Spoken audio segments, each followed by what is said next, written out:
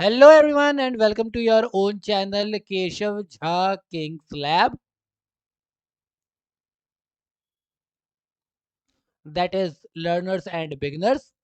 तो आज हम लोग करने वाले हैं हमारे चैप्टर नंबर 5 का पार्ट 6 और ये हमारा लास्ट पार्ट होगा। इस पार्ट के अंदर हम ऑर्गेनाइजिंग को कंप्लीटली कवर कर लेंगे। इससे पहले मैंने ऑलरेडी प्रीवियस पार्ट अपलोड किए हुए हैं, आपको प्लेलिस्ट का लिंक डिस्क्रिप्शन में मिल जाएगा। प्लेलिस्ट का नाम है बिजनेस स्टडीज क्लास 12। इस प्लेलिस्ट के अंदर आपको सारे चैप्टर्स की वीडियो मिल जाएंगी, सारे चैप्टर्स की वेल एक्सप्लेन्ड वीडियोस आपको यहाँ पर मिल जाएंगी। ठीक है, तो आप इसको क्लिक कर सकते हैं। बाकी मेरे और भी मल्टीपल प्लेलिस्ट है, उनके लिंक भी आपको यहाँ पर डिस्क्रिप्शन बॉक्स में मिल जाएंगे। ठीक है, लास्ट जो हमने वीडियो की थी पार्ट 5 की, था उसमें हमने डेलीगेशन ऑफ अथॉरिटी की बात की थी। आज हम लोग बात करने वाले हैं डिसेंट्रलाइजेशन की। डिसेंट्रलाइजेशन, इसकी बात हम लोग करेंगे आज। डिसेंट्रलाइजेशन क्या होता है, उसकी क्या इंपॉर्टेंस है, डेलीगेशन और डिसेंट्रलाइजेशन में क्या अंतर है, ये बातें हम लोग आज डिस्कस करेंगे। तो बिना किसी टाइम को वेस्ट किए अपनी वीडियो को स्टार्ट करते हैं। चलिए,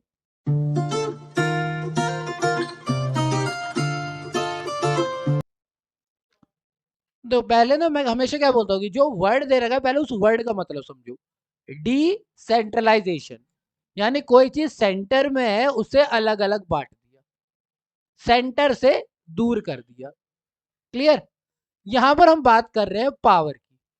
क्या होता है, जो नॉर्मली टॉप लेवल होता है सारी पावर उसके पास होती है डिसीजन मेकिंग की।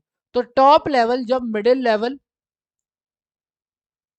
और लोअर लेवल या ऑपरेशनल लेवल इनमें अपनी पावर्स को डिस्ट्रीब्यूट कर देता है, तो this is known as decentralisation. यानी उन्होंने सेंट्रलाइज नहीं किया पावर को, पावर एक हाथ में नहीं है, सबके पास अलग अलग है। हमारी गवर्नमेंट में भी होता है, हमारे यहाँ सेंट्रल गवर्नमेंट होती है और स्टेट गवर्नमेंट होती है। तो सारी पावर सेंट्रल गवर्नमेंट के हाथ में नहीं होती है, वो डिस्ट्रीब्यूट करती है। सारी पावर स्टेट गवर्नमेंट भी नहीं रखती है, फिर वो पंचायत में पंचायत के पास अलग पावर होती है ना। पंचायत डिस्ट्रिक्ट के पास अब अलग अलग पावर होती है। तो क्या है, हम पावर एक जगह नहीं रख रहे, हम पावर बांट रहे हैं। This is known as decentralisation. हाँ, आप लोग कह सकते हैं कि ये क्या है, ये एक एक्सटेंशन है किसका, डेलीगेशन का। सिंपल सी भाषा में समझने के लिए कह लो कि ये डेलीगेशन का ही एक अलग रूप है, डेलीगेशन ऑफ अथॉरिटी का ही एक अलग रूप है। इनके बीच में कुछ डिफरेंस होता है वो हम आगे पढ़ेंगे, और पहले जरा डिसेंट्रलाइजेशन के बारे में समझ लेते हैं। ठीक है, तो क्या बोला हुआ है, it is defined as even and systematic distribution of authority. पहली चीज, जिसको जितनी जरूरत है उतना देना है हमें, और सिस्टमैटिक तरीके से अपनी authority, authority means what, power, अपनी पावर को डिस्ट्रीब्यूट करना है at every level and all departments of management. जैसे कि मैं क्या कह रहा हूं कि मैं क्लास का एग्जांपल ले रहा था, तो मैंने सिर्फ पावर किसको दी थी, मॉनिटर को दी थी, किसी एक बच्चे को दी थी, एक स्पेसिफिक बच्चे को। ये कह रहा है एक स्पेसिफिक नहीं, सबको देनी है at every level and all departments. Power हर एक को देनी है और सबको देनी है कंपनी के अंदर। ठीक है, जैसे मैं डिसिप्लिन मेंटेन करने की बात करूं तो मैं क्या कहूँ कि सबको डिसिप्लिन मेंटेन करना जरूरी। जैसे मॉनिटर का काम नहीं है डिसिप्लिन मेंटेन करना, सबका काम है। यहाँ पर ये पावर मैं सबको देता हूँ कि अगर आपको किसी भी बच्चे से कोई भी प्रॉब्लम है तो आप उसके बारे में मुझे बताओ। कोई भी बच्चा क्लास में मिसकंडक्ट कर रहा है तो आप उसके बारे में मुझे बताओ। वैसे मॉनिटर को नहीं बोल रहा हूँ, मैं सभी बच्चों को बोल रहा हूँ कि कोई भी बच्चा आपके साथ मिसकंडक्ट करता है तो आप मुझे बताओ। तो मैं सबको इक्वल अथॉरिटी दे रहा हूँ। That is known as decentralisation. Under this the authority is transfer to the level where it is to be exercise. यानी जहां पर जरूरत है, टॉप लेवल पे जरूरत है, ठीक है, टॉप पे जरूरत नहीं है, मिडिल पे जरूरत तो मिडिल पे ट्रांसफर कर दो, लोअर पे जरूरत तो लोअर पे ट्रांसफर कर दो। इससे क्या होता है कि डिसीजन टेकिंग के जो सेंटर्स है, अब पहले सिर्फ डिसीजन यही हो रहे थे, अब डिसीजन मिडिल और लोअर पे भी हो सकते हैं। तो डिसीजन टेकिंग के जो सेंटर्स है वो बढ़ जाते हैं। ठीक है, इट शुड बी नोटेड कि डिसेंट्रलाइजेशन क्या होता है, सिर्फ डेलीगेशन का एक एक्सटेंशन होता है। ये बात तो मैंने ऑलरेडी आप लोगों को बता दी है कि डिसेंट्रलाइजेशन क्या है, डेलीगेशन की एक एक्सटेंशन है। अब यहां पर देखो दो अपोजिट वर्ड आ गए, सेंट्रलाइजेशन एंड डिसेंट्रलाइजेशन। जब सारी पावर एक ही बंदा रखे सेंटर में, so that is known as centralisation. जब पावर डिस्ट्रीब्यूट कर दी जाए अलग अलग डिपार्टमेंट से, That is known as a decentralization. Decentralization and centralization represent the pattern of authority among managers at different level. Centralisation का मतलब क्या है कि जो अथॉरिटी है वो concentration of power of decision making in few hands, एक ही जगह पर है, कुछ ही लोगों के हाथ में क्या है, डिसीजन लेने की पावर है और कोई नहीं लेगा, सिर्फ वही डिसीजन ले सकते हो और कोई नहीं लेगा. In such an organisation very little authority is delegated to managers. यानी मालिक को किसी पे भरोसा नहीं है, सारी पावर अपने हाथ में ही रखना चाहता है. ऐसा में बहुत थोड़ा ही होता है कि वो मिडिल और लोअर लेवल पे दे ट्रांसफर, वो सारी पावर रख सकता है. ठीक है. हालांकि no organisation can be completely centralised और डिसेंट्रलाइज्ड. ना तो एक मालिक सारी पावर बांट सकता है और ना ही सारी पावर रख सकता है. जितनी बड़ी ऑर्गेनाइजेशन होगी, देखो वहां तो डिसेंट्रलाइजेशन बहुत ज्यादा जरूरी है. जो बिग फर्म्स है वहां तो डिसेंट्रलाइजेशन बहुत जरूरी है, पर कंप्लीटली डिसेंट्रलाइज नहीं हो सकते, सेंट्रलाइज भी उन्हें रहना पड़ेगा. कुछ सेंट्रलाइजेशन की पावर रखनी पड़ेगी, कुछ डिसेंट्रलाइजेशन की पावर रखनी पड़ेगी, दोनों को बैलेंस आउट करके काम चलाएंगे. ठीक है. They exist together and there is a need for balance between the two. As the organization grow in size, there is a tendency to move towards decentralization. जैसे कंपनी स्मॉल है तो मालिक सारे डिसीजन खुद लेगा, सेंट्रलाइजेशन है. लेकिन जैसे जैसे कंपनी बड़ी होती जाएगी उन्हें सेंट्रलाइजेशन से डिसेंट्रलाइजेशन की तरफ आना पड़ेगा, क्योंकि अब उन्हें पावर और डिसीजन बांटनी पड़ेगी, डिसीजन टेकिंग सेंटर्स बढ़ाने पड़ेंगे, वरना काम स्लो हो जाएगा.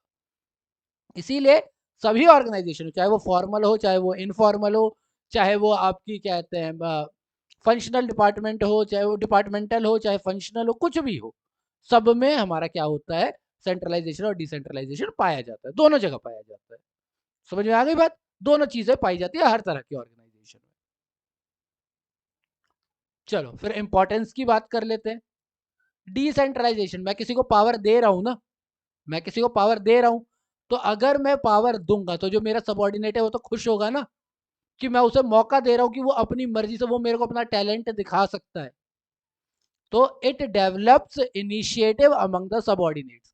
जब मैंने सबॉर्डिनेट्स को पावर दे दी तो उनको इनिशिएटिव लेने के लिए मैं क्या कर रहा हूं, प्रोत्साहित कर रहा हूं, मैं उनको मोटिवेट कर रहा हूं that you should take decision, you should take decision.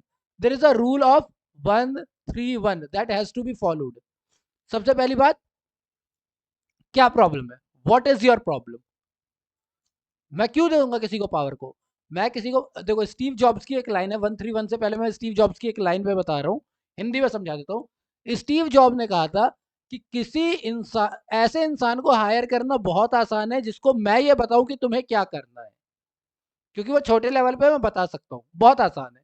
लेकिन एक ऐसा इंसान ढूंढना जो छोटे लेवल पर रह करके भी मुझे ये समझा दे कि मुझे क्या करना चाहिए, ऐसा इंसान ढूंढना बहुत मुश्किल है. यानी कि स्टीव जॉब्स भी क्या कह रहे थे कि अपने सबऑर्डिनेट्स को इनिशिएटिव लेने की बात करो, और स्टीव जॉब्स कौन है वो मुझे समझाने की जरूरत तो है नहीं. ठीक है.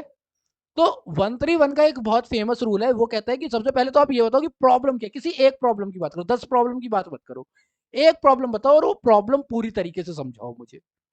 मुझे नहीं पता कि तुम्हारी प्रॉब्लम क्या है, मुझे एक प्रॉब्लम है वो पूरी बताओ, because the problem well explained, जितने अच्छे से आप प्रॉब्लम को समझ सकते हो आधी प्रॉब्लम आपकी वहीं सॉल्व हो जाती है. अगर आप प्रॉब्लम को समझ गए हो अच्छे से तो आधी प्रॉब्लम आपकी वहीं पर सही है. सेकंड, आपके पास कौन से 3 ऑप्शंस है इस प्रॉब्लम से निकलने के लिए, आपके पास कौन से 3 ऑप्शंस है, क्योंकि मुझे नहीं पता है आपकी कंडीशन क्या है, तो आप बताओ आपके पास 3 कंडीशन कौन सी है, और आपको ही पता है फिर उसमें से सबसे बेस्ट कौन सा है. तो अपना प्रॉब्लम को डिसाइड करो, एक्सप्लेन करो, उसके 3 ऑप्शंस देखो कि क्या वाइबल हो सकता है और उनमें से किसी एक को चुनो. That is what initiative means. मैं नहीं बताऊंगा तुम्हें क्या काम करना है, तुम्हें मैंने पावर दी है, तुम वो काम करके दिखाओ मुझे. Develop initiative among subordinate. It helps to promote confidence because the subordinate are given freedom to take their own decision. Clear. Then quick and better decision. अब क्योंकि मैंने डिसीजन लेने के सेंटर्स बढ़ा दिए हैं तो हर मुद्दा लेकर के मुझे टॉप लेवल तक जाने की जरूरत नहीं है ना, यहाँ पे जरूरत है यहीं पे कर देंगे. तो टॉप लेवल दूसरे मुद्दों पे बात कर लेगी, दूसरे टॉपिक्स के ऊपर बात कर लेगी, मेन जो टॉपिक है उनके ऊपर बात कर लेगी, हर जगह क्यों टॉप लेवल को घुसाना है. The burden of the managerial decision does not lie in the hands of few individual but gets divided among the various person. क्योंकि मैंने पावर डिस्ट्रीब्यूट की है, तो पावर डिस्ट्रीब्यूट किया तो अब सर मेरे को डिसीजन नहीं लेना ना, दूसरे लोग भी डिसीजन ले सकते हैं। तो इससे क्या होता है, बेटर डिसीजन होता है और क्विक डिसीजन होता है। क्योंकि मैं टॉप लेवल पे बैठा हुआ हूँ तो मुझे शायद नहीं पता कि यहाँ की ग्राउंड रियलिटी क्या है। मैंने आपको पावर क्यों दी है, ताकि आप मुझे बताओ। तो 131 का रूल आ जाएगा यहाँ पे। आप बताओ प्रॉब्लम क्या है, आपके हिसाब से 3 सॉल्यूशन क्या है और आपके हिसाब से बेस्ट सॉल्यूशन क्या है। आप बताओ मुझे, क्योंकि आपको पता है, मुझे यहाँ बैठ करके नहीं पता कि ग्राउंड रियलिटी क्या चल रही है। तो मैं उनको देता हूँ, उससे बेटर डिसीजन होते हैं। Relief to top management. अब क्योंकि मेरे को हर चीज का डिसीजन नहीं लेना है, तो मैं इंपॉर्टेंट चीजों पे बात करूंगा, मैं हर बात में नहीं घुसूंगा। वो लीडर कभी भी अच्छा नहीं होता है जो हर बात में घुसे। स्टीव जॉब्स ने भी यही बात कही थी, मैं दोबारा बोलता हूँ, वो लीडर कभी भी एक अच्छा लीडर नहीं होता जो हर पॉइंट पे घुसे। क्योंकि हर इंसान परफेक्ट नहीं होता है, उसे हर चीज की नॉलेज नहीं हो सकती है। तो उसके लिए बहुत जरूरी है कि वो उन टॉपिक्स पे बात करे जो जरूरी है। ठीक है। तो relieve to the top management, the daily managerial work are assign to the subordinates. जिसकी वजह से जो टॉप मैनेजमेंट है उनके पास इतना टाइम बचता है कि वो न्यू स्ट्रेटेजीज बना पाए। वो डेली के मटेरियल में नहीं पड़ेंगे, वो काम सबऑर्डिनेट जो है वो संभाल सकते हैं। तो हर जगह घुसने की जरूरत नहीं है। फैसिलिटेट्स ग्रोथ, क्योंकि मैंने अपने एम्प्लॉयज को इनिशिएटिव लेने के लिए क्या किया है, मोटिवेट किया है। अब वो मुझे अपना बेहतर काम करके दिखा रहे हैं। तो अगर वो बेहतर काम करेंगे तो मेरी ऑर्गेनाइजेशन क्या होगी, बढ़ेगी बढ़ेगी। मैंने क्या किया, अथॉरिटी दे दी सबऑर्डिनेट्स को up to the new lower level. जैसे मैंने नए लेवल तक दे दी, लोअर लेवल तक दे दी, और उन्हें बोला कि आप डिसीजन लो। तो इस बीच में क्या हुआ, मैंने उन्हें अपॉर्चुनिटी दी डिसीजन देने की। अब वो बेटर डिसीजन ले पा रहे, बेटर डिसीजन लेंगे तो मेरे डेवलपमेंट होगी ऑर्गेनाइजेशन की, नहीं होगी, मेरे ऑर्गेनाइजेशन बेटर होगी। क्लियर। देन बेटर कंट्रोल भी है। It makes it possible to evaluate performance at each level, क्योंकि मेरे को ना हर चीज का डिसीजन नहीं लेना है। तो मैं देख सकता हूँ कि जिसने जो डिसीजन लिया, मैं हर जगह जाके डिसीजन नहीं ले रहा हूँ, बल्कि मैं आराम से देख सकता हूँ इसने जो डिसीजन लिया है क्या उसका मुझे बेनिफिट हो रहा है या नहीं हो रहा है। मेरा काम अब डिसीजन लेने का नहीं है, मेरा काम एनालिसिस करने का है कि जो डिसीजन लिया है वो सही हो रहा है या नहीं हो रहा है। तो मैं आराम से देख सकता हूँ कि हर लेवल पे क्या काम चल रहा है, क्योंकि अब मैं डिसीजन नहीं ले रहा हूँ, जो डिसीजन लिए गए हैं उनके रिजल्ट को देख रहा हूँ। तो इससे मेरे को कंट्रोल बहुत अच्छा मिल जाता है, which result in complete control in overall the activities. Clear, कोई दिक्कत नहीं।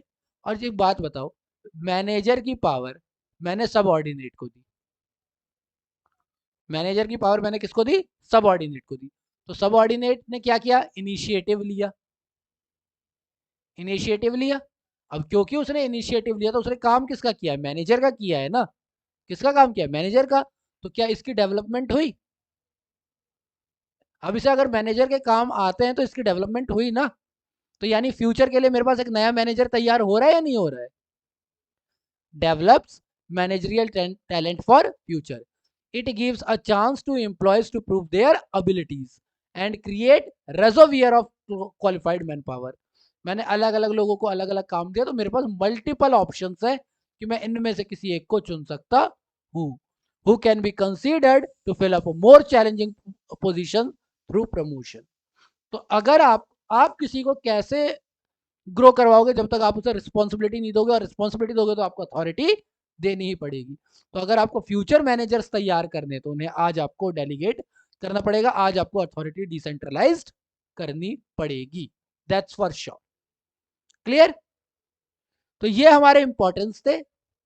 जरा इन दोनों के बीच डिफरेंस पढ़ लेते हैं, ज्यादा डिफरेंस है नहीं। अगर मैं बात करूं डेलीगेशन, डेलीगेशन जरूरी है, इट इज कंपल्सरी। सबसे पहले ये वर्ड याद कर लो, डेलीगेशन कंपल्सरी है, करना ही पड़ेगा। मुझे अथॉरिटी, रिस्पॉन्सिबिलिटी और अकाउंटेबिलिटी बांटनी पड़ेगी, it is necessary. Decentralisation optional है, ये तभी दूंगा जब कंपनी मेरी बड़ी होगी। स्मॉल में तो मैं अपने हाथ में भी रख सकता हूँ सारी पावर, मैंने बताया ना।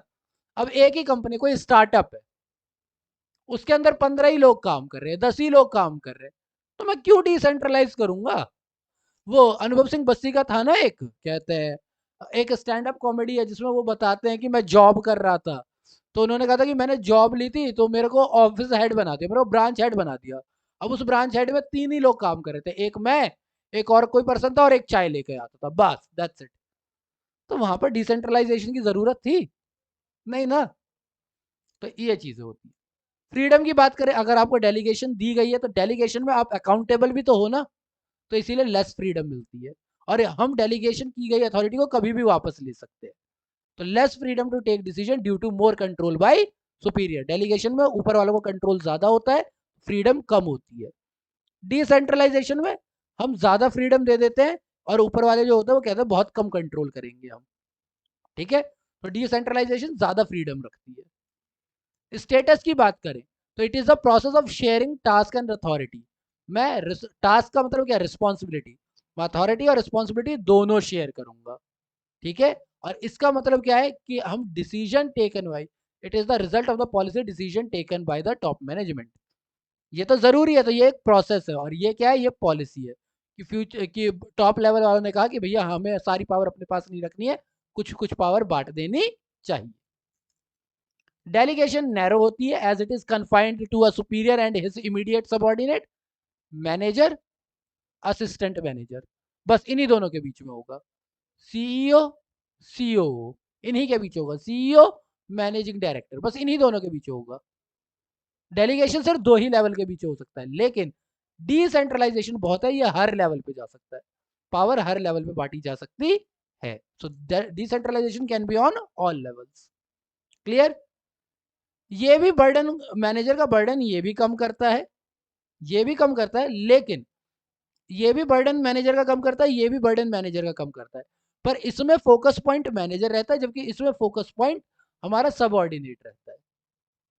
यानी इसमें हम बोल रहे हैं कि मैनेजर का बर्डन कम करने के लिए, लेकिन इसमें हम बोल रहे हैं कि सबऑर्डिनेट की डेवलपमेंट के लिए।